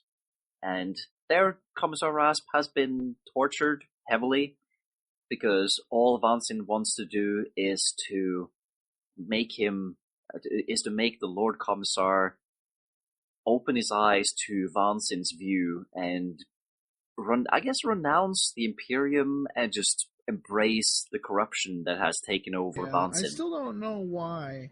I'm not sure what the end goal with Rasp was supposed to be, and I don't think we're meant to know. At least not yet. All during this torture, Vansin is coming and going, and Vansin, every time Vansin shows up, he seems to be changing. His skin becomes decayed, his robes get oily and, crusted. It's like the cloth of his robes are merging with his flesh. Yeah, and it's cracking up, it's falling apart. It's not looking good. He's definitely getting a little corrupted. And when Rasp asks him, "What are you hoping to achieve with me?" Vansin replies, "Hoping? There is no hope in this place, Simeon. Hope is forbidden. Hope is dead. There is truth here, though, and you will accept it." And Rasp says, "Why?" Vansin says, "Because I did." And he kind of flips out at that. Like he's kind of expressing the fact that he came to this realization through his own corruption, and there's no regret in his voice, but he still recognizes the fact that he's given up hope for any kind of future for himself. But he's just kind of going through the paces. He has a task to complete, and he kind of doesn't care at this point what happens. And this is also when we get reintroduced to the old preacher that we heard about in the beginning of the book, because he's the one that opened Vansin's eyes to the great truth. Vansin and the rest of the nobles haul Rasp out to the outside for the first time in a while, and and he has a Death Strike missile, which is not good. They're still trying to kind of put together the launch system, so they're still working on it, but they have a Death Strike missile. Yes, and where is it pointed? So the guard are about to take their leave of Tolosa. So back at Tolosa, Setheno and Vercor are having a little bit of a conversation after taking their leave of Wangenheim, who's really pissed off about being left by both of them, basically. Vercor wants to help them decide what to do at Carthar Keep, which is where Vansin and Rasp are. She says she says the fortress has never been taken, but Granach replies, "Then we will make history." And she expresses a little bit of amusement at first, like go ahead, good luck with that. And Setheno says, "With your assistance, of course." And Vercor's like, "Oh, crap. I guess I'm going." And with that, all the forces muster outside the city of Tolosa, and Setheno has her doubts about the Guard's ability to face the enemy that is in front of them, but Granach and Yarrick, they're a bit put off by this attitude. Which is surprising considering how he described their bravery in the basement, right? Like, you would think that those feelings would be kind of knocked out of Yarrick after he basically said, "Oh, now I know why they don't think we're we're very good, because they're 10 times what we are." And this is where, and again, Betzner is having another episode. Oh, our canary just died. Yep. Courtner comes over to inform Saltern and Yarrick that Betzner is having another episode, and it's the worst yet. He is in fits, and he's just shaking, and when they find him, all that he manages to say is just, "Fire! Go! Now!" And they just, okay, where's the keep? That direction? Okay, Peace. Forced march. Hustle. Peace out. Yes, and they move just in time, because after a little while, they see the fire on the horizon, and they see a streak of a missile. Yarrick just looks up, and it's like, wow, how in the Emperor's name did you get into possession of a Death Strike? Because you can see it even from a distance that is a Death Strike missile. And as the forces hurry away from Telosa, he just looks back, closes his eyes, and he's still blinded by the flash. And as soon as the worst of the flash is over, he just opens his eyes and just sees that the plasma fireball above the city just eats away this entire city. That's what a real Death Strike missile does, ladies and gentlemen. That is no joke. My favorite part is that the missile strike happens right when Wangenheim is like basking in the cheers and the adulation of the people of Telosa. Like, they're all gathered in the square of the ecclesiarchal palace, and he's eating it up like nobody's business. He's basically feeling his power increase, and then he's just feeling proud that he managed to turn the situation back to being about him again, instead of being about those evil people on the outside of the city or the guardsmen that stood up to them. It's now about him again. Yeah, and then he's vaporized. Just as he's thinking about how he's going to get back at them, he's turned into ash or vapor, really. I shouldn't laugh, but he's a fictional character, so I can laugh. Yep, and he deserved it. Again, I think one of the coolest parts of this is showing the worth of a Commissar in the Imperial Guard. They keep hammering this, or Mr. Annandale keeps hammering this home. When the city's flattened, the thing that they've been protecting for weeks, he's knocked over. They're all knocked over, right? And Yarrick gets up immediately, and he turns around and sees Setheno is still standing there, and he finds his voice and he says, "The Emperor protects," and that's his clarity, right? That's his mantra, where he finds his drive, right? And I love the quote here. "We do not fight for land or buildings or a city or even the millions of lives therein. No, not even them. We fight for our emperor. We fight for our creed.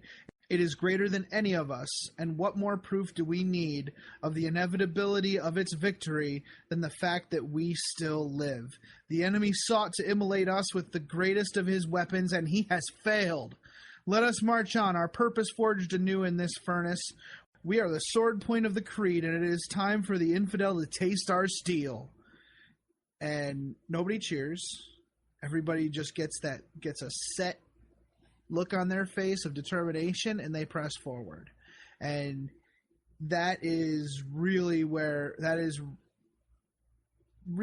it turns, where these people aren't fighting for material things that can be lost.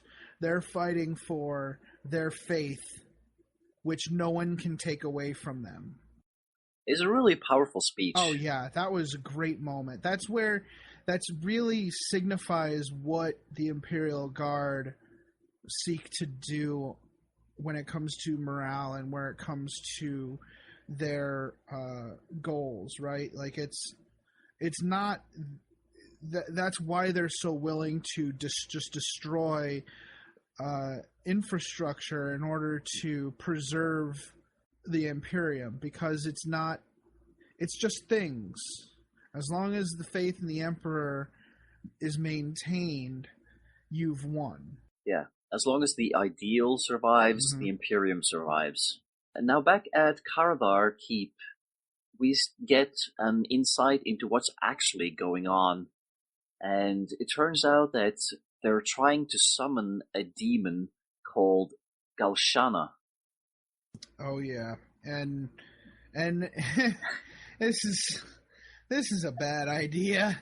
Everybody's really badly deformed, and everybody's like there's one of the nobles has her walking stick is now basically growing out of her hand as a part of her. It is really bad. Yeah, and in order to summon this demon, we know something has to be sacrificed. There has to be bloodshed. And in this case, everyone that has been kidnapped from Tolosa in the last few weeks, they have been kept in cages. The floor is described as being barbed, and people are bleeding, they're suffering, and people are taken out of these cages and they are being torn to pieces. Their flesh is being stripped from them. They're like while they're alive. Symbols. Every sacrifice is a ritual, and every person who dies is slowly tortured in this ritualistic way, and their blood is running from all levels of the keep down into this chamber. It's super nasty. These people are horrible. So when Vansine is informed of their failure, he's enraged, right? But he doesn't lash out at the messenger, as you'll sometimes see in some narratives, because Vansine is smarter than that. He realizes it's not this person's fault. It's no one's fault. He realizes he needs to give more of himself for greater clarity on the battle at hand. In order to get that vision of what he needs to do, he needs to sacrifice to this demon again. He tries to sacrifice people, but it doesn't work properly, so he starts to carve on himself. And he actually cuts off his own nose as part of it, just to show how much he's willing to sacrifice in order to please the demon, so that he can get the insight. And he finally sees what he has to do. And I think this is kind of cool, because he's actually selling himself in order to win. So he's killing himself in order to win. You know, I think that our recent episode with demonic possession was really fortuitous, because I think without that episode, I might be questioning some of this. And I think this story and that episode kind of do go hand in hand a little bit in explaining the motivations of people who find themselves in this situation. He didn't start his life, or he didn't start this whole rebellion thinking, I need to call forth a demon. No. That's not how it started. It started with a simple problem with taxes and a desire to have a fair shake on this world against the ecclesiarchy. But a demon saw the weakness and took advantage of it. Yeah. And the demon probably gave him some, the first ones for free, and made it harder and harder for Vansine to see these visions, so that more and more people had to be sacrificed, because the sacrifices themselves aren't just there to give Vansine these visions, but also to bring the demon into the physical world. So the demon's actually tricking Vansine, or forcing him really to summon the demon into the physical world, just by dangling a carrot in front of him. And I hate to say this, Snorri, because you know me, I'm not a big fan of the Inquisition, but this does kind of show how simple, mundane heresies can snowball into something greater and more destructive. Oh, yeah. Interesting.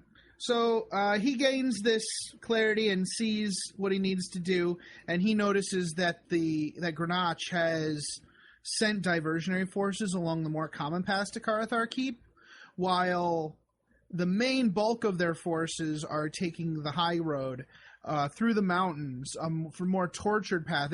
We actually see some pretty interesting, like some nice.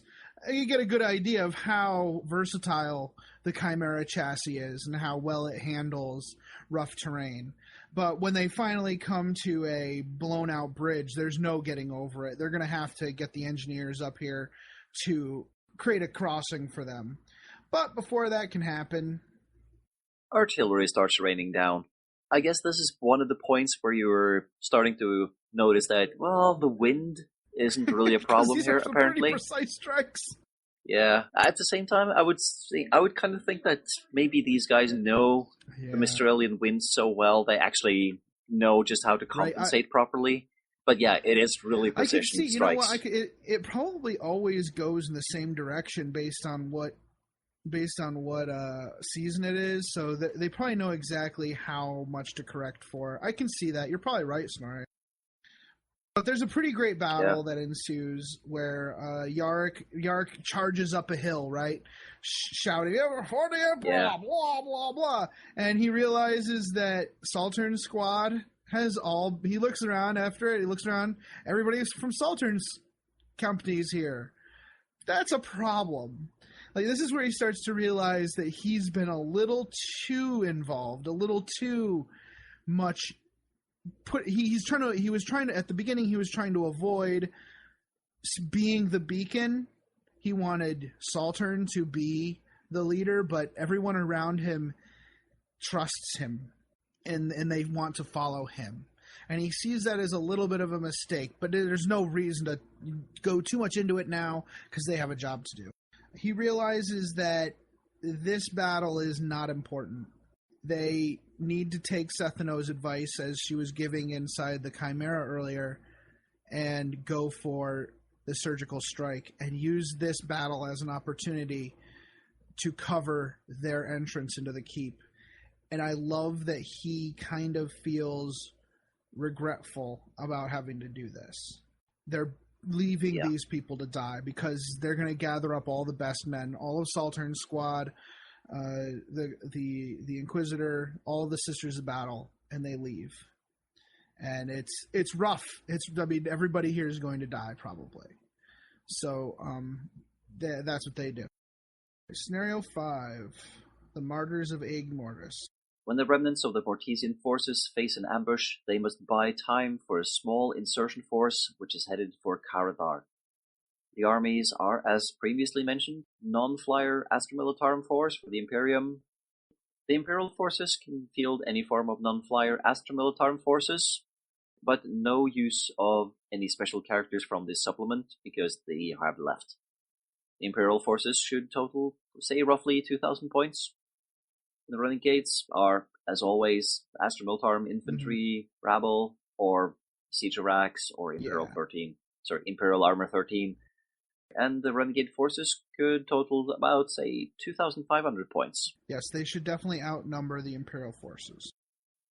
So the battlefield takes place in a mountainous region of Mistral. Any combination of valleys and hills is appropriate, as well as wrecked vehicles. You can even add some shrubbery or whatever. The deployment of this scenario is wedge. We described that in the last episode. It's the one where there's a triangle on one short table side with the sides of it extending to a point in the center of the table, and then the enemy deploys 12 inches away from that. This is basically the ambush deployment. Just like the last scenario, but reversed, the Imperial player deploys first, yet the Renegade player gets to go first, and the Imperial player may not seize the initiative. The game length is the scenario is concluded when one army has been utterly destroyed, most likely the Imperial forces. This is a very simple game. The success is all depends on when the Imperial forces are destroyed. If the game is concluded on turn 4 or earlier, the Renegade forces enjoy a total victory. If the game is concluded on turns 5 or 6, the Renegades score a victory. If the game is concluded on turn 7, the game is a tie. If the game is concluded on turn 8, it's a victory for the Imperium. Or if the game is concluded on turn 9 or later, then it's a total victory for the Imperium. Yeah, at that point, the Renegade forces have no hope of making it back to the keep to fight Setheno and Yarrick and the rest of their team. No special rules, no reserves are allowed. It's just a simple bang up, drag out, hold on as long as we can, men type fight. I see a trend there. It seems like these missions, a lot of them seem to be about just annihilating each other. Well, towards the end here, that's all it is about. Sounds very Astra Militarum-y. So, that concludes Scenario 5, and we're going to take a quick break, and we will be back for the conclusion when we finally siege the Karathar Keep. Dun dun dun. Transmission incoming from the Adeptus Terra podcast. A new monthly UK-based 40K podcast has come into the universe, based around the hobby as a whole and the rich background of the 41st millennium. If you're looking for a fun, chilled-out podcast focusing on the fluff of the 41st millennium with tricks and tips on taking part in the hobby, then why not give us a listen? You can find us on iTunes and Facebook as the Adeptus Terra podcast. You never know, you might just like it. Message ends. We drew closer still, and we were already engaged in a struggle. Karathar's initial defense was its identity. The fortress's corruption spread over the land, through the air, and into our souls like a slick of oil. The architecture was ancient. Karathar had seen centuries upon centuries of service, and its masters had been faithful to the Imperial Creed. But now some subtle alteration must have happened to its form. It was darkness built of stone. Its towers and battlements seemed twisted slightly out of true, so little that we still saw vertical lines, but enough that our spirits recoiled. And the stench was growing stronger, the screams more continuous, more insistent, more sinister. The wind might have been filled with the howls of human pain, but the cries might also be imitations, mockeries. The Sisters of Battle took point, marching against the toxic miasma. Their faith seemed to conjure a shield that blocked the worst of the despair from infecting the rest of us. So once again, David Annandale is showing his chops as a horror writer. He's doing a wonderful job of filling the atmosphere with the needed gross horribleness that we come to love from chaos. Yeah, I really like this. Yeah, it was really good. So yeah, they once again Betzner, Yarrick tells Betzner to focus his discomfort at the keep and see what he needs to see. And Betzner is able to lead them to a sewer entrance, which they climb up and through, which reminds me of the novel It by Stephen King, where the kids were going through the sewers of Derry, and they had to deal with all the nastiness under there. And it kind of reminds me of that. They're basically going through a blood and flesh choked sluiceway, and they go up and up and up into a cavern where they find the cultists chanting Galshana, Galshana, Galshana, Galshnan. And the wrongness is really palpable. David Annandale describes that the darkness and the torchlight are smeared together. It's almost like the world has, or the chaos has used the smudge tool on the scene around them. They jump in and they start fighting off the cultists. The cultists aren't even using guns; they're fighting hand to hand, tooth and nail, and the guard have to fight them back. But the sisters hammer them with bolters, and the guard have promethium. They have some flamers on them, and they start just melting cultists as the sisters take point and move forward. Yeah, this isn't really a fight either, because the cultists aren't even getting close. They're just running crazed they're just crazed, running right at the guardsmen, just getting chopped down. And the description is just that there's bodies all over the place around the guardsmen. It's starting to pile up because they're just coming at him, and they're just dying. They're slowly gaining ground, but then the cultists start screaming and starting to slam into each other, and their flesh kind of tears into each other, and they start taking the shapes of demons. More of those horrible pink horrors. Of course, Yarrick kind of half-heartedly goes, "Destroy the Xenos filth!"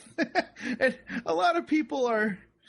I really think a lot of the guardsmen are kind of, yeah, sure thing, Commissar Yarrick. Thanks for making me... Thanks for trying to convince us otherwise. Yeah, but he said he calls it a lie, right? He's like, this lie. He doesn't feel bad about this lie because it's covering up, it's being used to destroy a greater lie, which is what is being used to destroy the Imperium, which I thought was really cool. Like the chaos taint itself is a lie, and he's only using a lie to cover that up. A lot of the troopers are stricken senseless, and Yarrick even has to kind of snap Seraph out of kind of a trance. And Saltern is fighting with like some really out of character voraciousness, but Yarrick believes that it's really the only thing keeping the man sane, really. And they start to lose ground because demons. This is actually also where Seraph finally, for the first time of his life, actually sees a demon, because he wasn't really believing Yarrick when they talked about having fought a demon in the basement of the ecclesiarchal palace. Oh yeah, that's true. I remember that. Yeah, so well, yeah, I guess there are demons here. They began losing ground due to the demons, but at that point, the sisters break apart into two groups and start hammering the flanks. The reversal had taken seconds. The retaliation was as quick and as brutal. The Sisters of Battle ceased their advance. They split into two groups and came back along the flanks. They hammered the demons with bolter fire, overwhelming their ability to maintain coherent form in the materium. With their helmets on, the Sisters of the Order of the Piercing Thorn were other than human. They were the strength of faith made manifest. They waded through the heretics, ignoring the assaults. Setheno towered over the other humans as if she were as much a myth as the monsters she fought. She trampled cultists beneath her boots, using the weight of her power armor to snap limbs and crush skulls with every stride. As she passed me, she said, "Win this war, Commissar." And he's caught up in it, and I was already using the momentum she and her sisters had returned to us. "Forward!" I cried. No speeches then. The only goal was victory, so my only thought was to be the example, to be the symbol. If I fell, it had to be in the act of giving our charge in an impulse that could not be arrested. Wow. Again, a wonderful Sisters of Battle moment, and a wonderful moment to kind of continue to show the worth of a Commissar in exacting the Emperor's justice throughout the galaxy. And the Imperial forces actually turned the tide here. Mm-hmm. They managed to push the demons back, they pushed the cultists back, and they're starting to push towards the days where the barons are keeping Rasp tied to a chair. Mm-hmm. Actually, it's more of a throne, actually. Yeah, it's like a torture throne. Yep. The other barons merge into Vansin's body and become one tortured form. And suddenly, Vansin is sort of a pink horror, only he's still Vansin. He's got multiple arms and multiple mouths, and yeah, looking pretty hot. Yeah, super hot. Yeah, and Yarrick just laments how a simple desire for a redress of grievances has now snowballed into this final outcome. Yeah. It just really underlines the whole struggle. There's how could you just fall like this just over something like this? It was a difficult situation, but he just took it way further than he ever had to. It's a gradual process, right? it's no one comes into this kind of thing hoping to be turned into a spawn of Tzeentch. True enough. And I think it's a slow fall, and they're losing their minds too by being exposed to this kind of stuff. And I think that doesn't help either. I don't think anybody at this point is thinking rationally. After taking a bunch of shots and after kind of trying to kill everybody around him, he has Yarrick, and Yarrick pushes his chainsword into his head. Starts sawing back and forth, and Seraph is knocked aside. His scalp is kind of pulled away and all gross. Kraus takes a nasty blow to the head, and Verkor is slammed against the ceiling. And it's at this point that, as his head is being sawed by Yarrick, he says, "Oh, now I see. I am yours." And he finally makes that final sacrifice. And in his death comes Galshana. I guess it's the ultimate sort of sacrifice to Galshana to just give himself in death. Yeah, exactly. And it's all been leading up to this. And it's a slow process. It's interesting how Tzeentch is willing to kind of play the long game in this, right? And they all are, really, except maybe Khorne. Nurgle definitely plays the long game. Slaanesh, for sure. Slaanesh, in a way, is very much interested in being in the moment and experiences in the moment. But Nurgle and Tzeentch definitely are very much all about setting long setups for big payoffs. And in this case, it has kind of paid off.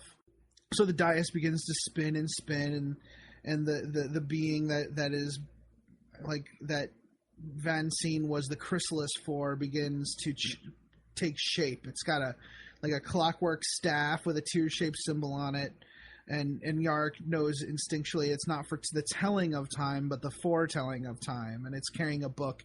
And I believe we can safely say that this is a Lord of Change. Yes. The last quote of the night. What I wanted to describe was, it's important to kind of get this straight from the horse's mouth. This is what the demon Galshana says to everyone here, and not only does Yarrick, not only does everyone here, but Yarrick kind of gets the feeling it's talking directly to him, and I think probably everyone there gets the feeling it's talking directly to them. "There is no chance," it cried and murmured. "There is only the unfolding of inevitable change. You have walked towards this moment since your birth. You swam a green tide to reach this glory," it said, and though I did not understand the words, they jabbed at something in my subconscious. Eh? Accept what is destined. Revel in the ephemeral. The only eternal is transformation. And it looked down at Rasp, still shackled, though the chair was now as much cartilage as it was iron. The demon wrapped a fist around him. So they fight the creature and try to extricate Rasp from him. What it could want with him, I have no idea, right? It's got him, and Yarrick shoots it in the arm, and it eventually drops Rasp, right? And then it has Yarrick. The demon tries to break Yarrick's will by showing him possible futures. I turn to the great virtue of ignorance. I shut my eyes to the cancer of knowledge. That is so Imperium, isn't it? Oh, yes. Okay, so he's being shown possible futures, and he's trying to resist it. And you get the impression that maybe while Rasp was in the grasp of the demon, was he able to break away from that? Was he able to save himself? Was he able to resist? Yeah, the temptation. And Yarrick finds strength in his faith. So he says, I resisted what could be shown to me, reducing it to slivered, rampaging glimpses. But I could not see the world. I could not see to fight. I could not act. I wasn't strong enough. What is will but the strength of faith? What gives faith its strength if not will? Not strength of will, I realized, but strength in will. Become faith. Become will. Yes. Dimly, I could see the physical world, and he starts to snap out of it. So, just like with his troopers, he turns fear into glory, or fear into anger. In this, he turns it into will. He turns it into pure faith and will, and he breaks out of the trance after only seeing a few glimpses. And what he finds is that he's looking into the demon's third eye, and all he can do is just raise his arm and starts to shoot into the eye with the bolt pistol over and over again. And of course, this makes Galshana really angry, and it's suffering in pain and everything. Even though Yarrick has won a small victory here, he lets his guard down, and for an instant, as he is dropped, he also feels intense pain in his left eye and right arm. Ooh. Maybe, well, someone already wrote Armageddon, so yes. Maybe Annandale would do something about that. We all know the miniature has, the Yarrick miniature has a laser beam eye and a power claw arm. So, foreshadowing! Yes. The warp storm that started up inside the palace is increasing, and it's causing casualties in the process. And Betzner falls to his knees and unwittingly blasts the creature with a bolt of lightning from his mind. And it strikes... Sure. Yeah. And the lightning strikes the demon's book, and the demon screams with rage. Nice shot, Betzner. He's really good with the missile launcher and mine bullets. Yes. So at this point, Yarrick notices that where the dais lifted up and was floating, it is now floating. There's a hole in the floor, and that's where the torture chamber is. Almost all the sacrifices are being made down there. So he grabs Betzner's rocket launcher, and he's moving too slow. He knows that he's not moving fast enough. Time is dilating around him. He's badly injured. He has to make it to Betzner, grab the missile launcher, then make it all the way back to the hole because he needs line of sight to shoot into it. At that point, Setheno realizes what's happening and books past him, says, "Stand fast, abomination!" And Galshana is happy to accept the sister in his arms, or her arms, or its arms, or whatever. I'm not sure what I think it wants from her what it didn't get from the others. It wants the opportunity to crack her and break her, and she just jumps into its grasp. And she's held there for quite some time. Yarrick kind of realizes the price she's paying for her bravery and the time that she's buying them. So he is able to grab the missile launcher and shoot it down the hole and just destroy the torture chamber, which also destroys the rituals that are keeping Galshana from being injured by their attacks. Galshana begins walking towards Yarrick, who is trying to ram home a clip into his bolt pistol, and he's having trouble finding the right place. Galshana says, "You are not his hand, you will not be his hand." And Yarrick has trouble firing the weapon. Although he cannot feel it, he holds the pistol up with both hands and wills his finger to squeeze the trigger over and over. He screams above the fray for all the others to join him, and they do, even Setheno. When the demon finally dies, the building begins to be devoured in this vortex of change. Yarrick says, "The foe will die! Now! All of us now!" And yeah, they're able to kill it. Before Galshana returns to the warp, it says, "You are his hand, then. He did not let me see. Do you think you will see at the end?" And earlier, when he was ramming the clip home, you're kind of made to think that Galshana is, like, warping his mind into not thinking his hand is his own, and that he can't use his hands. when actually Galshana is talking about the Emperor, and Galshana was trying to break his faith in the Emperor. And in the end, Galshana concedes that Yarrick is the hand of the Emperor, and his faith in the Creed has been solidified and tested in a crucible of fire during this mission. That is exactly what this entire book is about. It's about Yarrick's faith being kind of solidified here on the field of battle. Probably against one of the worst opponents you possibly could. Or even the best, really. You could think of it that way.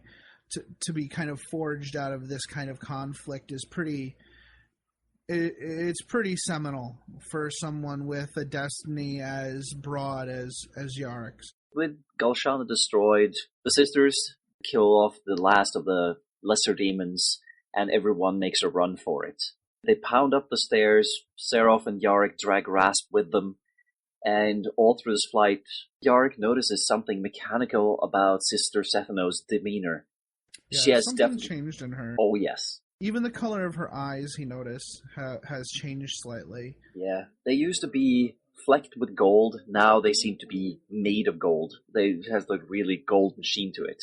Many Morticians and the Sister of Battle is lost to the tornado behind them. They get to the maglev station and decide to jump onto the tracks and just make a run for it.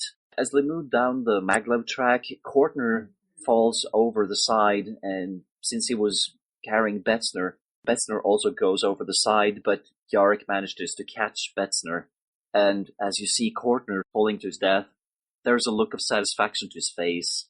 He gave his life for something good. Yeah, anybody who dies at this point can go to their eternal rest knowing that they've accomplished something. Yeah, and Karathar Keep just finally disappears in a final howl of indignation. Yeah, it's the warp storm is a little upset that it didn't kill everybody. Yes, and speaking of the warp storm only eats up the castle because only the castle has been corrupted. There are sigils all over the place, and as soon as the guardsmen, Yarrick and all of those, managed to get outside the area where the sigils were, the storm didn't touch them. It just sort of stopped. Fine. Yeah, they're not like it's almost night and day, the difference between being in the grounds of the keep and being outside. So Granach is eventually going to give up command of the Mistral campaign to the Armageddon Steel Legion. They're all kind of preparing for that. And so the epilogue starts with Yarrick and Setheno meeting each other in the chapel tent where he's praying, and she talks to him about Betzner. She says that a black ship has come for him, and she promises to keep Yarrick informed of Betzner's progress at the Scholastica Psychana. It's at this point she does admit that in order to hold the demon at bay, she had, instead of resisting the demon like Yarrick did, she completely opened herself up to it and saw all the possible futures that it had to offer, which took some serious gonads, to be perfectly honest.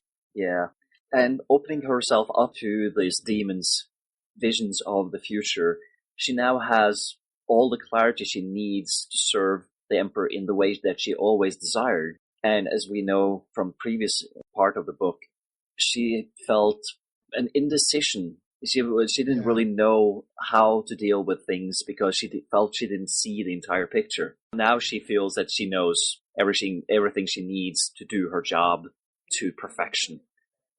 Right. Whereas before she felt caught between faith and duty. Like her own decisions were kind of clouded by rote duty. Now she knows how to make decisions without following the letter of her duty. Instead, she'll be able to form decisions on her own based on her faith and her understanding of situations. Further on, Sister Setheno and Yarrick have a bit of a discussion about whether Rasp broke or not and is corrupted by chaos. And Setheno insists that Yarrick has to kill Lord Commissar Rasp. But she doesn't she doesn't really press the issue. She doesn't. It's not like she's going to go kill Rasp herself. That's not her duty. That's not her job. And Yarrick insists, well, I don't think you saw every possible future. I don't think you know every possible outcome. And she agrees. She says, I don't think I did either. But the best course of action is to put Rasp out of his misery. And he kind of decides that he's going to end this campaign the way he started it, with an act of mercy. Exactly, with an act of mercy.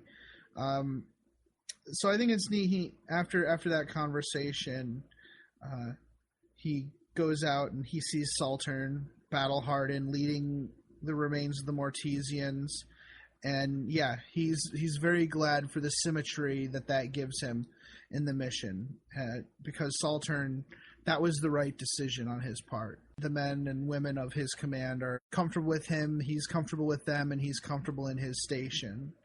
And that's exactly what a commissar is there to do. It's not just to put bullets in people's heads when they fail. It's to preserve the Imperial Creed and foster it in the men around him, and above all, bring victory for the Imperium and the Creed itself. You know, he's kind of sad that it's possible that Kraus will call exterminatus on the planet, right?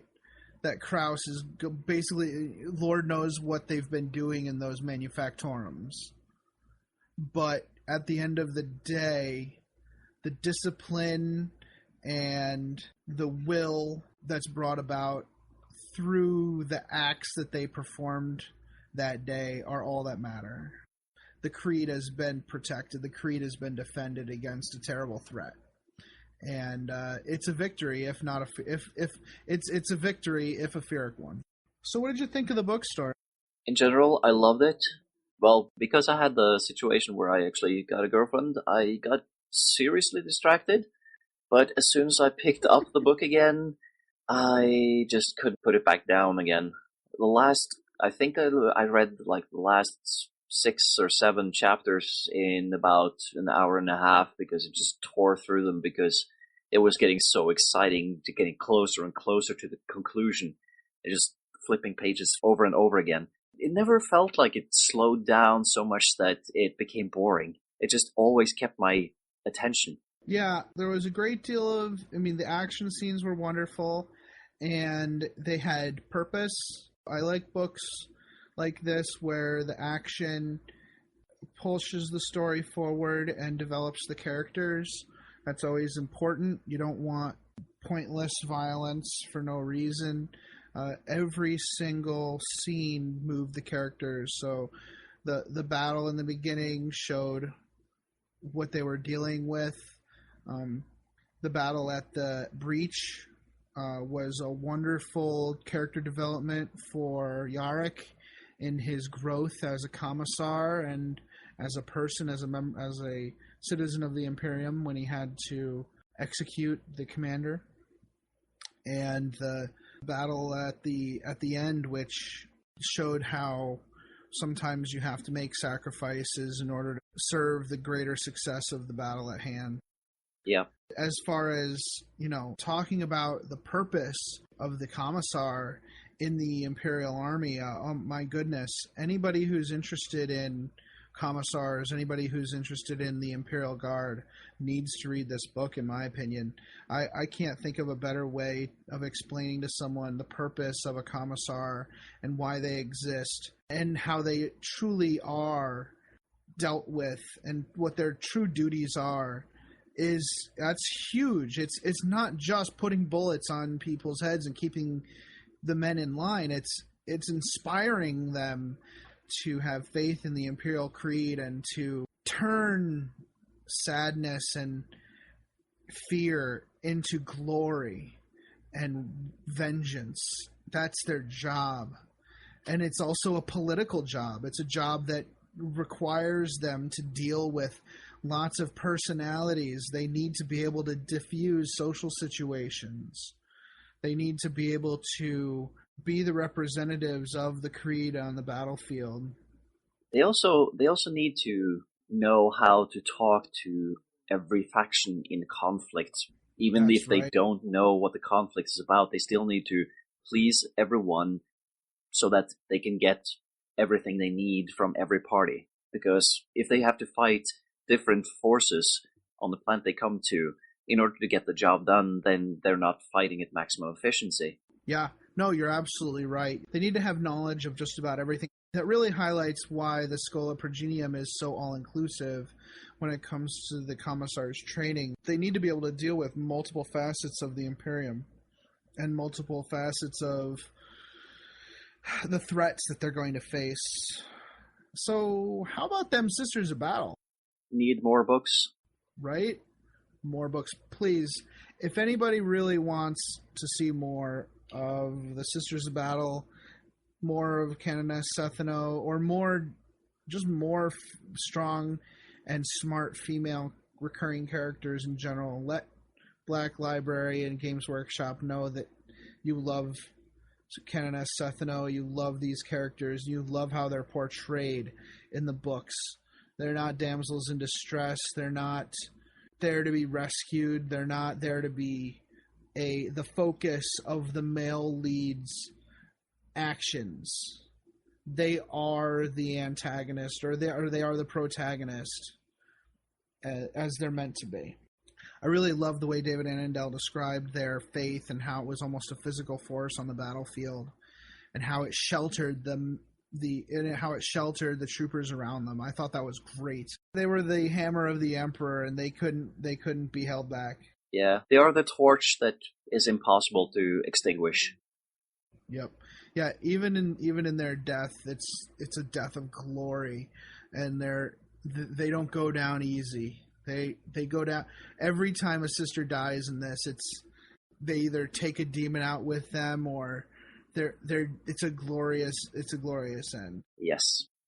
So, I guess that this concludes everything about this book. Yeah, I guess we liked it. Yeah, maybe. If anyone thinks otherwise, please send your thoughts to Adam. I'll set them straight. All right, we're going to take a break. We'll be back, close out the show. Interested in the offbeat world of 40K? Is your bits box full of 20-year-old space elves? Have you ever searched for something out of production 40K on eBay? Well, hold on to your zotes and head over to Corsair Radio. It covers the full scope of the hobby, homebrew rules, fluff, campaigns, oddball models, and more. From Terra to the Eye of Terror, visit us at corsairradio.blogspot.com. That's corsairradio.blogspot.com. Well, that was a fun episode. A longer one than the previous episode, but we got the book done, and we're thinking about what we want to do next. Yeah. We would actually like to do another Versus episode soon. Not next episode, but soon. And we would like you guys and girls, actually, we would like you, our listeners, to come up with some suggestions on which two factions you would like to have us talk about. The more obscure, the better, I think. So, like don't tell us Ultramarines and Tyranids. That is not going to work out. No, that is not really going to work out. But something more like our previous attempt: two established forces that are fighting each other, that have lore that we can talk about, and make lists for, which is half the fun. And maybe even do make missions for a 3-game campaign. Until then, we'd like you to go to our Facebook page and like us there, Masters of the Forge. Search for us on Facebook. We also have the blog, mastersoftheforge.com, where you can find all our supplements and other random stuff. Actually, there is no random stuff there, is it? It's just the episodes and the supplements. And Twitter. Tweet us at Masters of Forge, where David Annandale has favorited one of our tweets. What? Congratulations, Adam. That's pretty much that is your credit, or that is to your credit. So what's left then? I guess iTunes reviews. Please give us more iTunes reviews. We have some really nice ones. Thank you so much for all the kind words that people are saying, and also the hilariously bad ones. Our 2 bad reviews. We appreciate those as well because they bring us joy. Yeah. Speaking of Facebook, I had a look at our Facebook Are we close? Are we close? Here. I just had a look at our Facebook page, and as we record this, we are 2 likes away from 900 likes. How is that possible? Like back in the day, we did do a little bit of advertising, but we haven't done that in oh my goodness, like months and months. We've gained several hundred in the past few months, and I think we can attribute a lot of that to the independent characters, the overlords, wonderful word of mouth by many of our wonderful listeners. We also have to thank the Adeptus Terra podcast and Veterans of the Long War for their word of mouth. We really appreciate it. So, we're connecting. People are connecting with us. We're having a great time talking about how we can play the game the way we want to. Keep rolling those dice and have fun, and hopefully try out our scenarios and all that we produce, because that makes us really happy. Yeah. Thanks a lot, everybody. We'll see you next time. In 2 weeks. So bye-bye. This podcast is protected by the Creative Commons Attribution, No Derivatives, Non-Commercial International License. More information about this license and contact information if you have any requests can be found at our blog, mastersoftheforge.com. The music used in this podcast was made by Podod of the duo Sublevel 3. The track is used with his permission.